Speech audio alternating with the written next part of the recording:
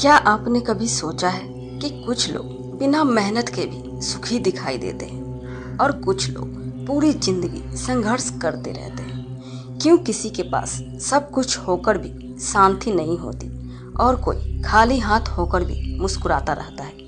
क्यों एक इंसान अचानक सब कुछ खो देता है, धन, परिवार, सम्मान, और फिर बाद में कहता है जो हुआ अच्छा हुआ? क्या सच में भगवान हमसे कुछ छीन लेते हैं? अगर हाँ, तो क्यों? क्या भगवान नाराज हो जाते हैं? क्या भगवान दंड देते हैं? या फिर जो हम नुकसान समझते हैं वह वास्तव में किसी बड़े आशीर्वाद की शुरुआत होती है? दोस्तों, आज की यह कथा सिर्फ एक कहानी नहीं है, यह जीवन का ऐसा रहस्य है जिसे समझने के बाद शायद आप अपने दुखों को भी अलग नज़र से देखने लगेंगे। यह कथा है महान ऋषि, महाभारत के रचयिता महर्षि व्यास की, और एक छोटी सी चिड़िया की, जिसने भगवान से जुड़ा एक ऐसा प्रश्न पूछा जो हर इंसान के मन में भी कभी न कभी जरूर उठता है। भगवान किसे देते हैं और किसे छीन लेते हैं? और महर्षि व्यास ने जो उत्तर दिया, उसने उस छोटी चिड़िया का पूरा जीवन बदल दिया। और शायद आज आपकी सोच भी बदल जाए, इसलिए वीडियो को अंत तक जरूर देखिए, क्योंकि आखिरी में आपको समझ आएगा कि भगवान सब छीनते हैं तब वास्तव में क्या देते हैं। बहुत प्राचीन समय की बात है, जब धरती पर ऋषि मुनियों की तपस्या से वातावरण पवित्र हुआ करता था। हिमालय की तलहटी में एक विशाल वन था। वह कोई साधारण वन नहीं था, वह तपस्या का वन था, जहाँ पर वृक्ष से मानो मंत्रों की ध्वनि निकलती थी, जहाँ बहती हुई हवा भी राम राम का जप करती महसूस होती थी। सुबह होते ही पक्षियों का मधुर स्वर गूंज उठता, नदी का जल सूर्य की किरणें में सोने की तरह चमकता, और ऋषि मुनियों के आश्रम से वेद मंत्रों की ध्वनि सुनाई देती। उसी वन के बीचों बीच खड़ा था एक अत्यंत विशाल और प्राचीन पीपल का वृक्ष, इतना विशाल कि इसकी छाया में सैकड़ों लोग बैठ सकते थे।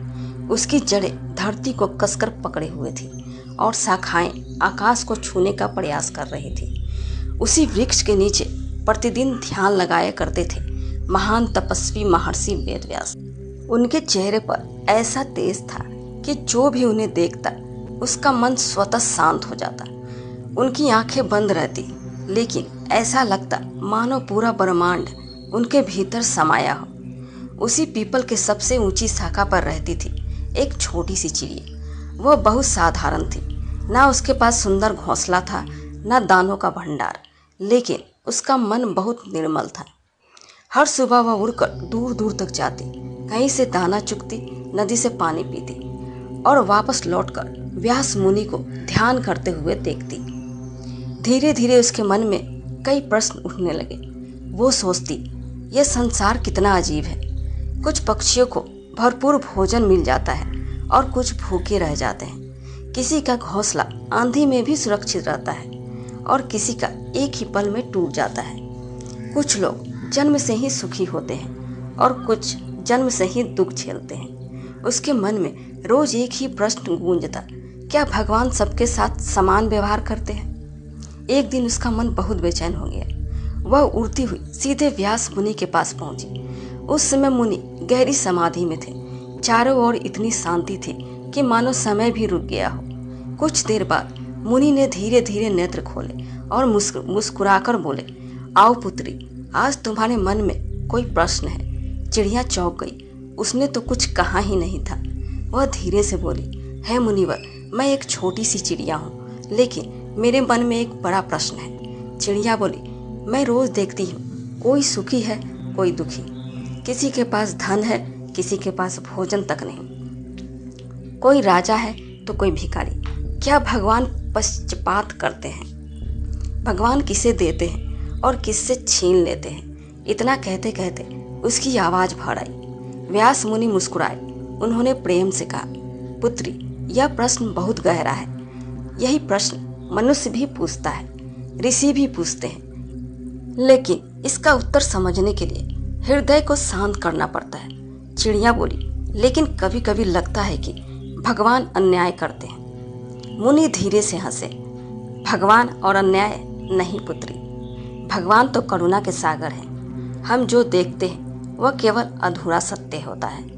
मुनि बोले, पहले तुम अपने जीवन को देखो, तुम्हारे पास क्या है। चिड़िया उदास होकर बोली, मेरे पास क्या है मुनिवर, ना धन, ना महल, ना भंडार।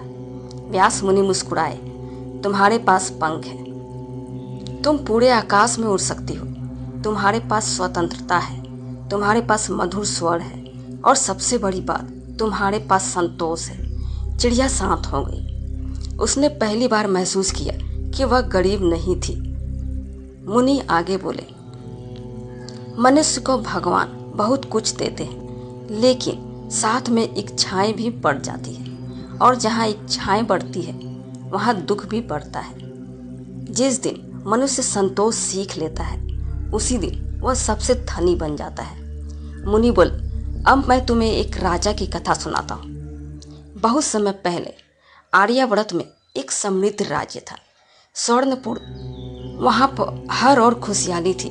खेतों में सोने जैसी फसलें लहलहाती थी, बाजार हमेशा भरे रहते और प्रजा अपने राजा से बहुत प्रेम करती थी।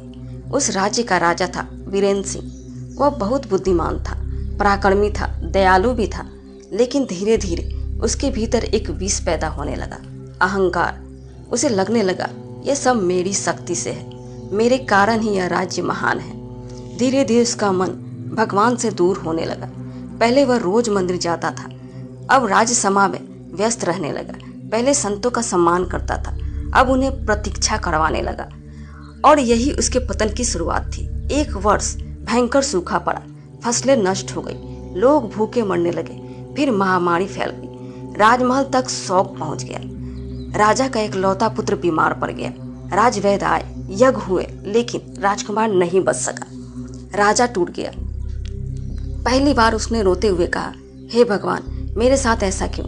लेकिन उसकी आवाज में शिकायत थी, समर्पण नहीं। फिर पड़ोसी राज्य ने हमला कर दिया।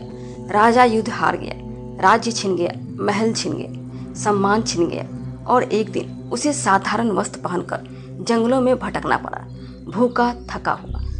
एक दिन वह एक आश्रम पहुंचा। वहां साधु भजन गा रहे थे, जो दे वही प्रभु, जो ले वही प्रभु। यह सुनते ही राजा फूट फूट कर रो पड़ा। उसका अहंकार टूट चुका था। उसने हाथ जोड़कर कहा, हे प्रभु, मैंने आपको भुला दिया।